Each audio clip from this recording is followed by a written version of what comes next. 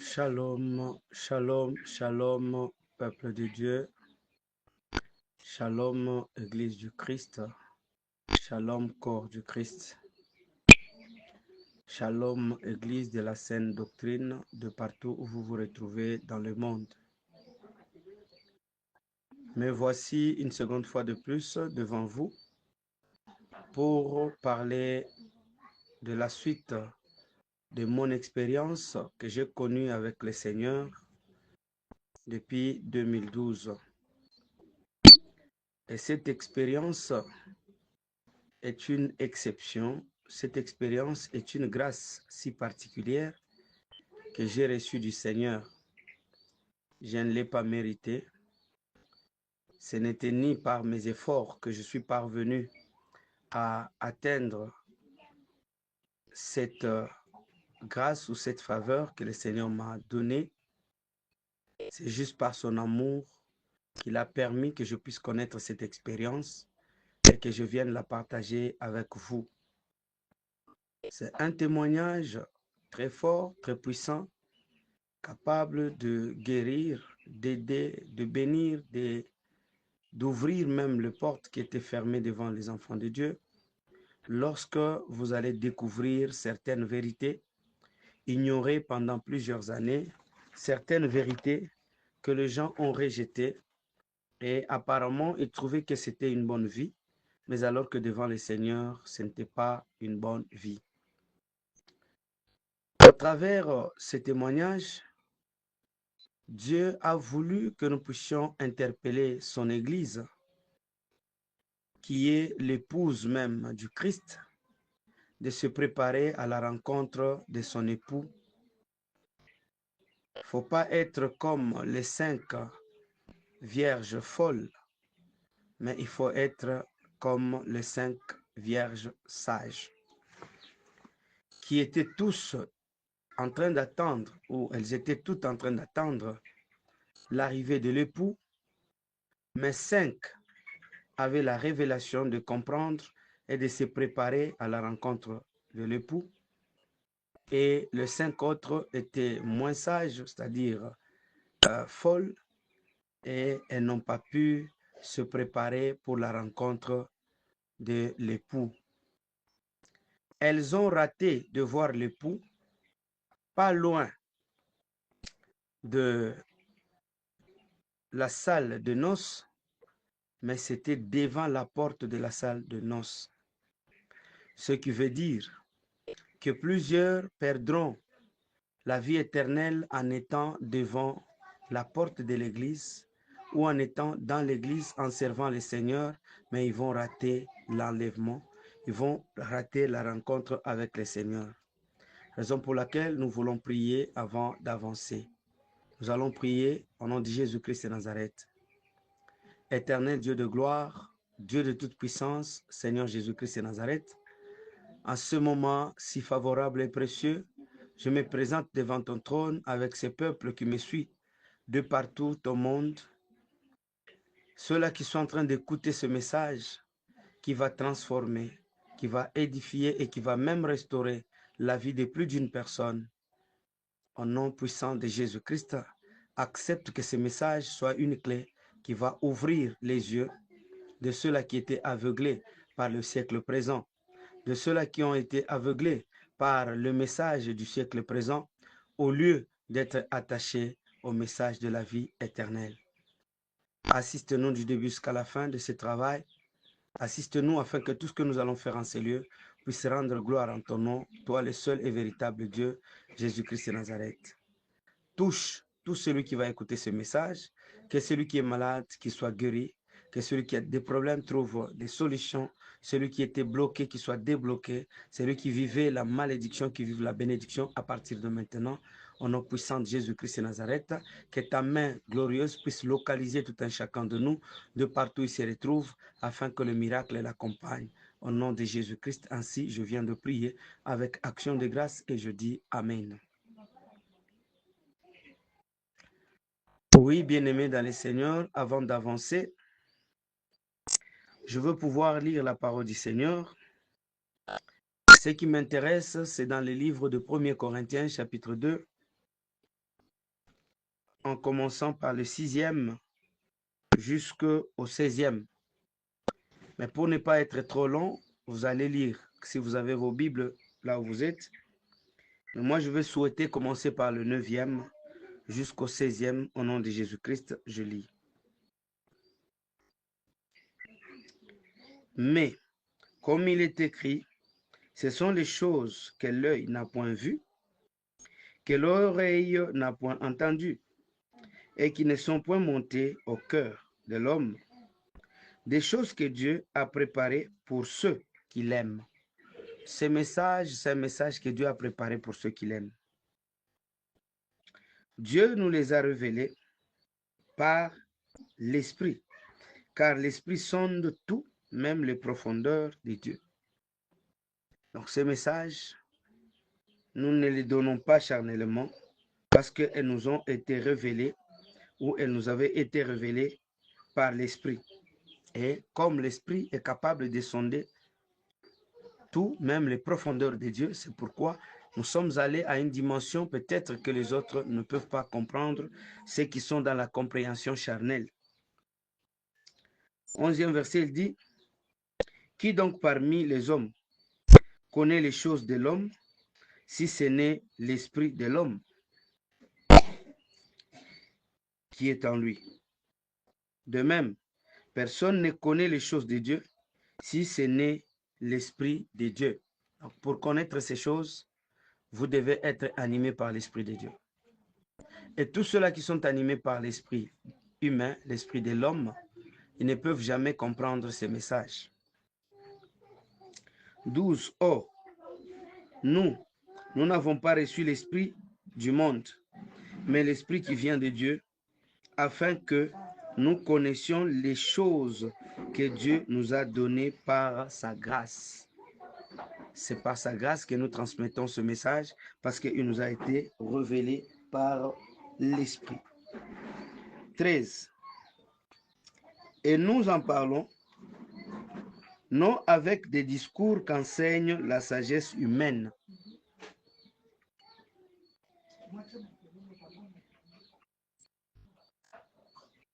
mais avec ceux qu'enseigne l'esprit, employant un langage spirituel pour des choses spirituelles. Donc, ce langage que nous utilisons dans ces enseignements, dans ces témoignages, c'est un langage spirituel qui ne peut être compris que par les gens qui sont spirituels. 14. Mais l'homme naturel n'accepte pas des choses de l'Esprit de Dieu, car elles sont une folie pour lui. C'est pourquoi ce message n'est pas donné pour tout le monde.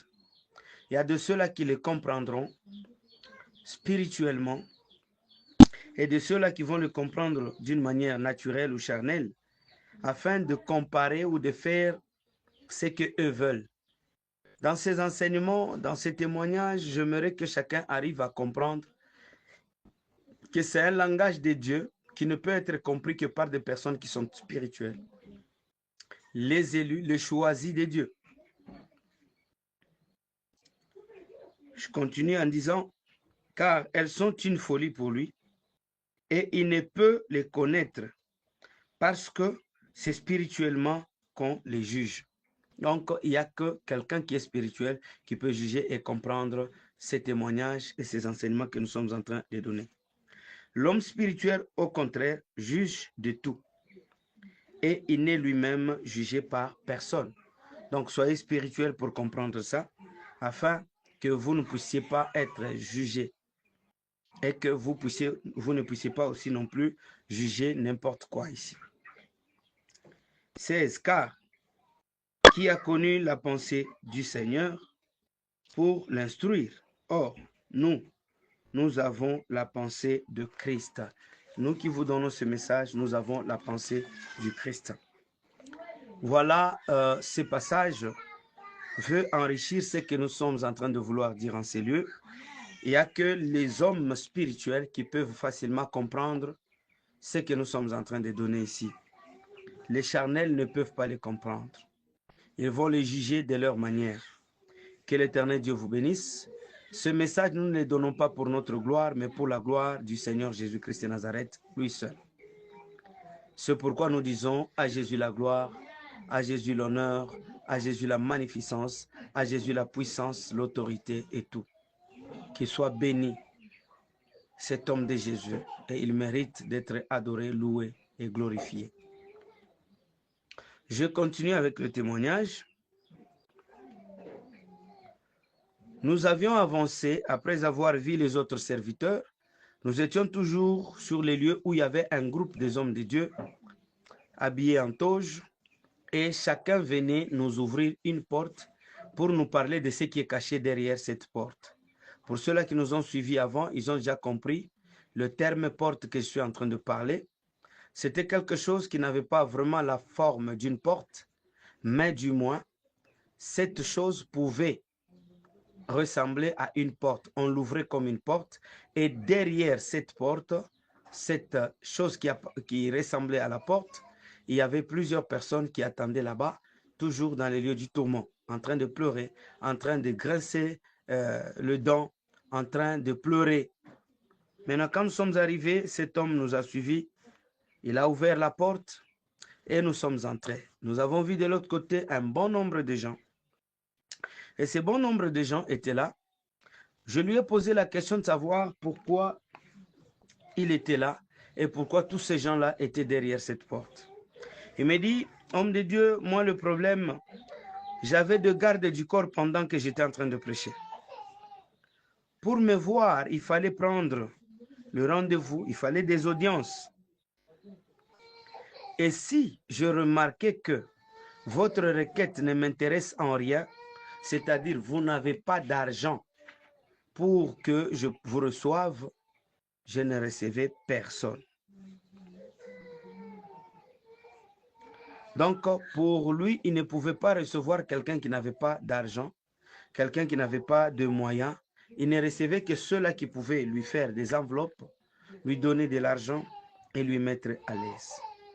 Et lui et tous ces gens qui sont passés par cet acte, tous ces gens qui étaient partis pour qu'ils le reçoivent avec des présents entre leurs mains, tous ces gens-là se sont retrouvés dans les lieux du tourment à cause de cet acte qu'ils avaient fait. C'est-à-dire, Dieu punit et l'homme de Dieu qui recevait cet argent, et il punit aussi même les fidèles qui ont encouragé que ces histoires puissent se passer dans l'église du Seigneur. Après, nous sommes sortis de cette porte, nous avons avancé.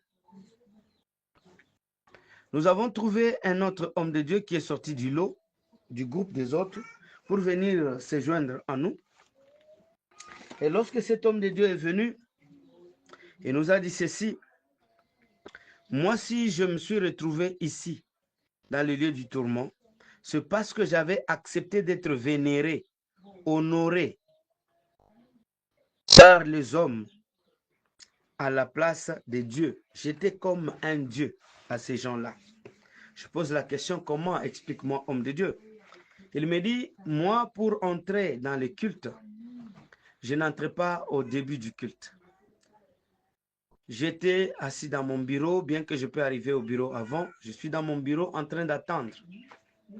Lorsque l'heure de la prédication va arriver, un protocole viendra m'informer pour que je puisse aller entrer dans la salle. Et celui qui a la modération, celui qui est en train de présider la réunion ou l'assemblée, il va commencer à m'éventer, à parler de mes qualités.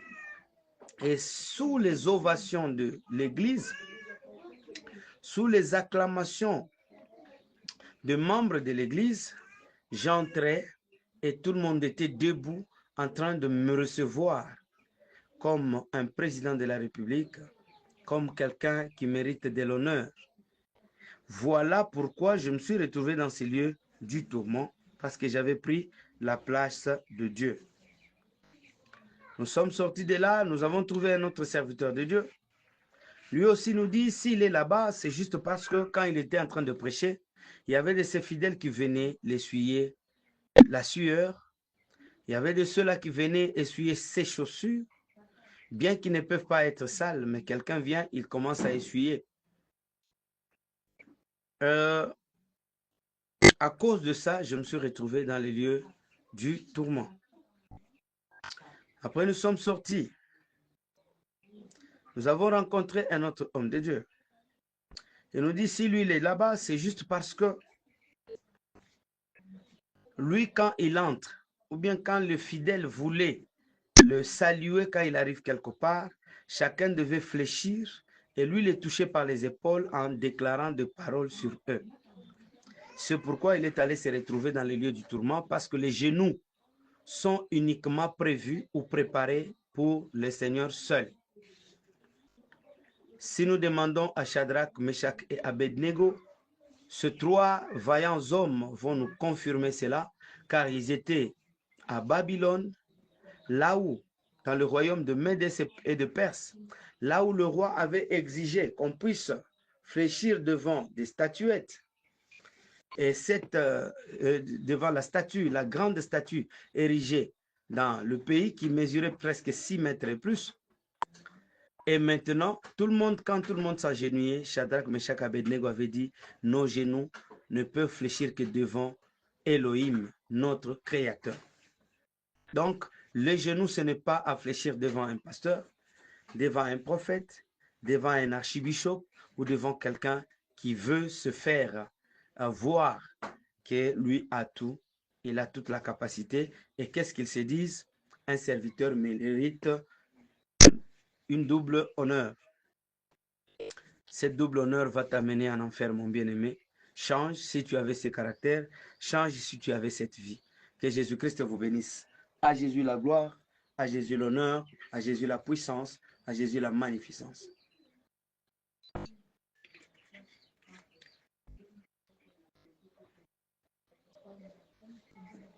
Nous avons avancé. Nous sommes rencontrés encore avec un autre serviteur de Dieu, mais qui se retrouve dans le lieu du tourment. On lui pose la question, mon bien-aimé, comment tu te retrouves ici?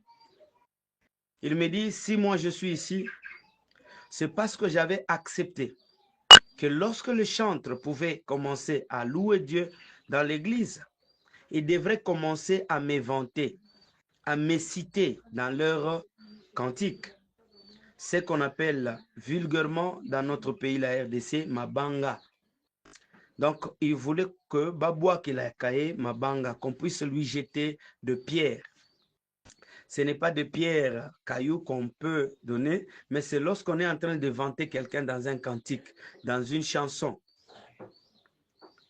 Et c'est par là que j'avais pris l'exemple un peu typique d'un frère que j'aime bien, d'un frère que j'ai toujours aimé, mais à cause de ses actes, vraiment, j'ai eu de la réticence. Et je me suis retrouvé que je ne pouvais plus continuer à écouter ces chansons parce qu'il y avait cet élément-là qui arrivait. Je veux donner un exemple juste pour ce frère parce que je l'aime bien. C'est notre bien-aimé frère Mardoché Kachala qui pouvait chanter dans ses cantiques Nzambe ya avec Mukuna akosaka jamais. Nzambe ya Papa Kancha akosaka jamais. Nzambe ya Jean-Marie Chibungu akosaka jamais. Par exemple, c'est juste vouloir être vanté, être vénéré, être honoré, être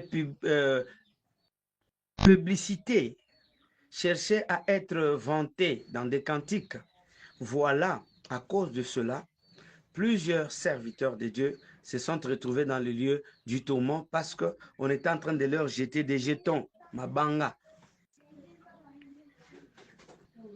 Si aujourd'hui, le musicien profane, en chantant, ils sont obligés de citer les noms des gens, est-ce que nous aussi, dans le Seigneur, sommes-nous obligés de citer les noms des gens, de citer les noms des pasteurs, de glorifier les pasteurs dans nos cantiques? Est-ce que cela est permis? Parce que dans l'Église, seul un seul nom mérite d'être élevé, seul un seul nom mérite d'être loué, seul un seul nom mérite d'être exalté. Seul le nom de Jésus-Christ. Donc, dans le cantique, Nous ne sommes pas censés élever le nom de nos pasteurs, bien que leur Dieu peut faire des miracles, mais nous ne sommes pas censés parvenir à le vanter ou à les louer. Là, je m'appuie sur la parole dans le livre des Actes des Apôtres, chapitre 4. Le 12e verset, écoutez ce que la parole dit. Là, je m'excuse, je vais lire pour que nous comprenions tous. Ainsi dit la parole au nom de Jésus-Christ.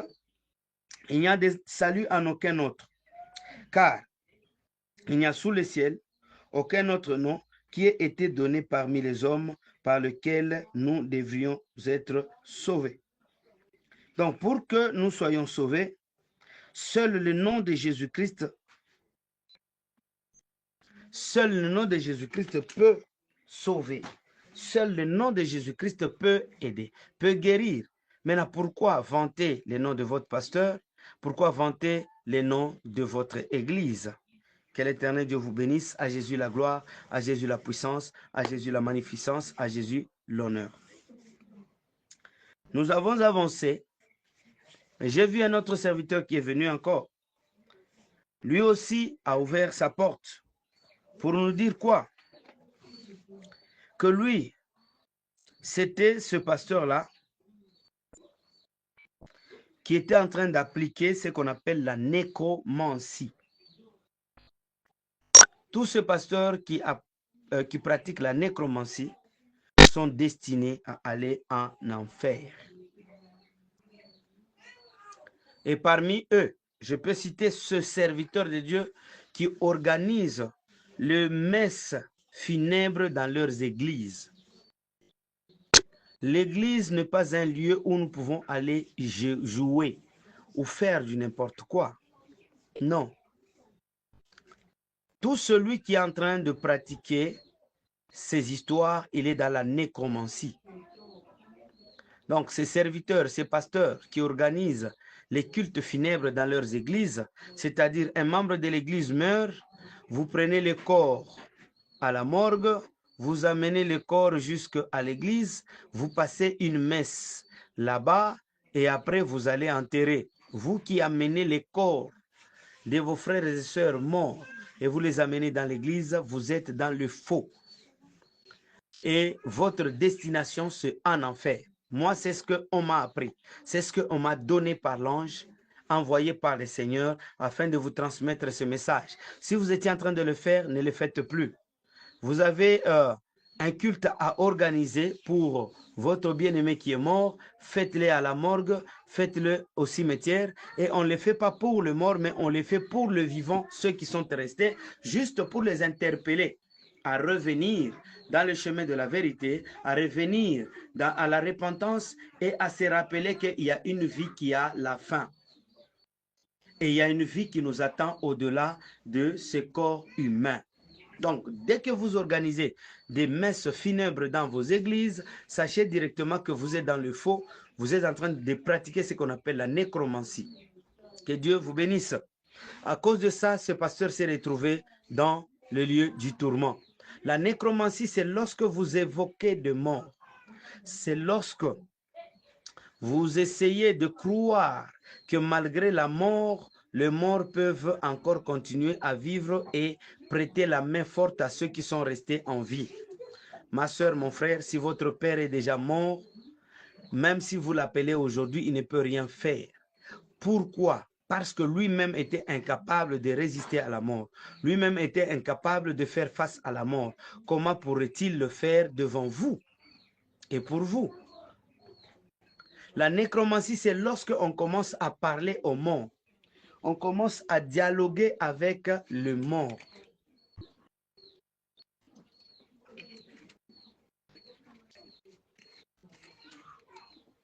À Jésus la gloire, à Jésus la puissance, à Jésus-Christ la magnificence. Que Jésus-Christ soit loué, qu'il soit adoré pour des siècles de siècles. Il le mérite parce qu'il est Dieu. Nous sommes sortis, nous avons trouvé un autre pasteur, un autre serviteur de Dieu. Il nous dit, lui, s'il se retrouve dans le lieu du tourment, c'est juste parce qu'il était en train de pratiquer la bestialité. Et quand je parle de la bestialité, je suis en train de voir les serviteurs qui sont en train de coucher avec des animaux. Vous voyez qu'il aime bien son chien. Il est avec son chien de partout, ou sa chienne. De partout où il est, il se promène avec, mais alors que la nuit, si c'est un homme, cette chienne est pour lui une femme. Et si c'est un homme, et si c'est une femme plutôt, ce chien est pour lui un mari. Et c'est comme ça que ça se passe. Tous ces hommes de Dieu qui font cela, ils sont dans la bestialité et c'est l'enfer qui les attend. Il y a de ceux-là qui couchent avec des canards, des poules et autres. Vous êtes destinés à aller en enfer. Et le tout lieu du tourment vous attend. Changez votre vie, transformez votre vie, repentez-vous et revenez à l'Éternel, votre Dieu. Comme dit la parole du Seigneur, ne déchirez plus déchirez vos cœurs et non vos vêtements et revenez à l'Éternel, votre Dieu.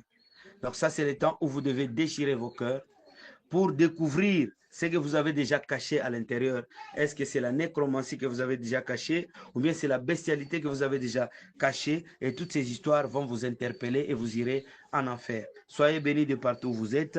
Changez et transformez vos vies pour que la vie éternelle soit votre partage. Que Jésus-Christ vous bénisse. Nous sommes sortis et nous avons encore avancé. Là, je suis encore allé rencontrer un homme de Dieu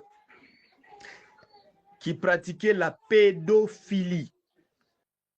Et la pédophilie, c'est cette pratique où nous voyons un homme âgé, un homme adulte qui est en train de faire des rapports ou de coucher avec des enfants. Les païens le faisaient. Les païens le font.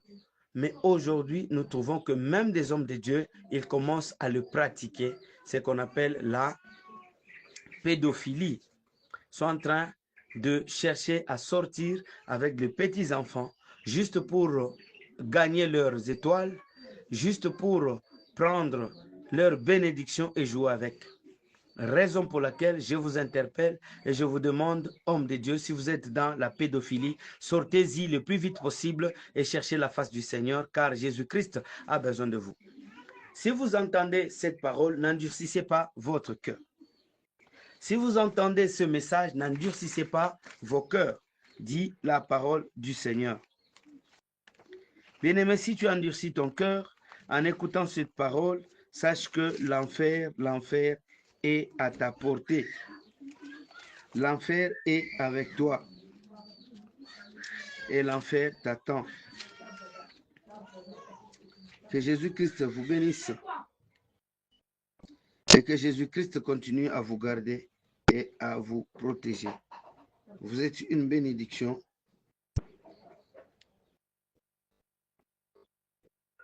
Que Dieu vous bénisse abondamment. Si vous entendez cette parole, n'endurcissez pas vos cœurs. Repentez-vous et revenez à l'Éternel, Dieu de gloire. Nous sommes sortis. C'est là que mon cœur avait tellement fait mal. Parce que cet homme de Dieu, quand il est venu se joindre à nous pour nous parler avec l'ange, il a dit qu'il était en train de pratiquer l'homosexualité. Je me suis posé la question, y a-t-il encore des serviteurs de Dieu qui pratiquent l'homosexualité? Il me dit oui. Et ils sont très, très nombreux dans plusieurs églises. Dans plusieurs églises, nous trouvons des gens qui font ce qu'on appelle l'homosexualité, c'est-à-dire la sexualité entre homme, femme. Donc, ce passage, cet acte-là est abominable devant le Seigneur. Cet acte ne plaît pas à Dieu et cet acte ne réjouit pas le Seigneur. Si vous regardez dans le livre de Romains chapitre 1er, le 23e verset, ainsi dit la parole, « Et ils ont changé la gloire du Dieu incorruptible en image représentant l'homme corruptible, des oiseaux, des quadrupèdes et autres, ainsi de suite. » C'est pourquoi Dieu les a livrés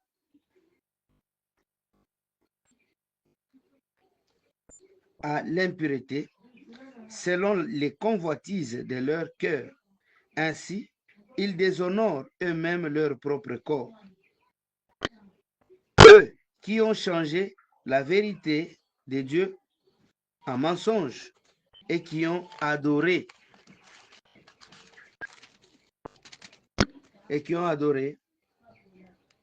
et servi des créatures au lieu du Créateur qui est béni éternellement.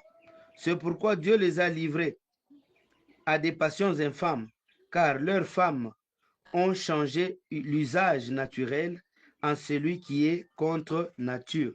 Leurs femmes ont changé l'image naturelle en celui qui est contre nature. C'est-à-dire, ce qui est contre nature, c'est aller faire l'amour, aller faire une relation sexuelle qui n'est pas selon la nature. C'est par exemple la fellation que je veux parler avec un serviteur de Dieu vers la fin là-bas, hein, avec l'homosexualité, avec tout ce que les gens font. Donc Dieu n'est pas content de toutes ces histoires. Après cet homosexuel, nous sommes arrivés à trouver un homme de Dieu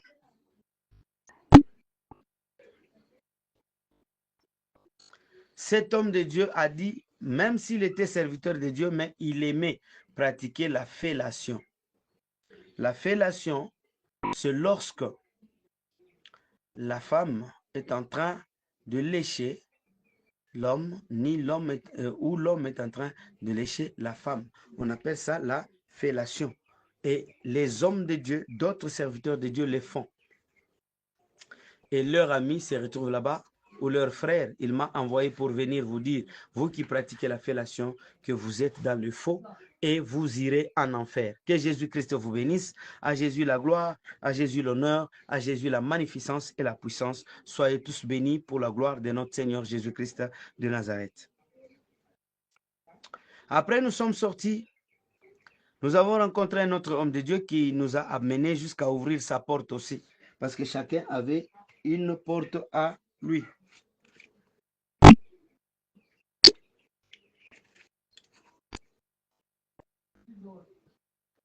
Quand nous avons vu cet homme de Dieu, il nous dit, venez me suivre. Nous l'avons suivi, il a ouvert la porte. Nous avons trouvé un très bon nombre de gens, beaucoup de personnes. Et nous lui avons posé la question, mais que font tous ces gens ici? Il me dit ceci, que s'il se retrouve dans ça, c'est juste parce que lui faisait l'œuvre de Dieu avec négligence. Je répète bien, il faisait l'œuvre de Dieu avec négligence. Tous ceux-là qui servent Dieu, après avoir compris qu'ils ont été appelés par Dieu,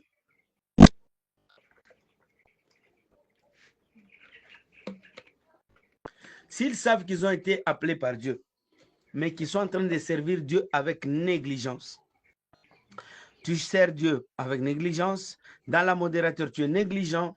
Dans des prédications, tu es négligent. Dans tout ce que tu fais, tu es dans la négligence. Toutes ces personnes-là vont se retrouver en enfer à cause juste de la négligence de servir Dieu.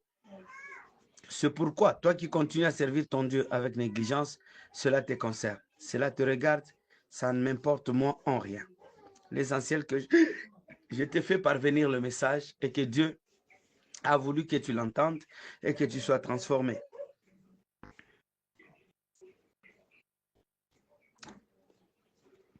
Quand il a fermé la porte, nous sommes sortis. Nous avons rencontré encore un autre homme de Dieu qui est sorti toujours du lot des autres. Il s'est précipité vers nous pour nous dire, quand nous l'avons posé des questions, il dit, lui, s'il se retrouve là-bas, c'est juste parce qu'il avait fait des faux baptêmes. Quel ces faux baptêmes? C'est lorsqu'il a fait l'aspersion, c'est-à-dire déverser de l'eau sur la tête de quelqu'un, et il dit que c'est ça le baptême. La plupart sont ceux-là qui sont dans notre église, l'église mère, qu'on appelle toujours l'église mère. Ils sont là-bas, et ces gens-là sont passés par ce qu'on appelle le baptême par immersion, et tous ces gens vont se retrouver dans les lieux du tourment, c'est-à-dire en enfer.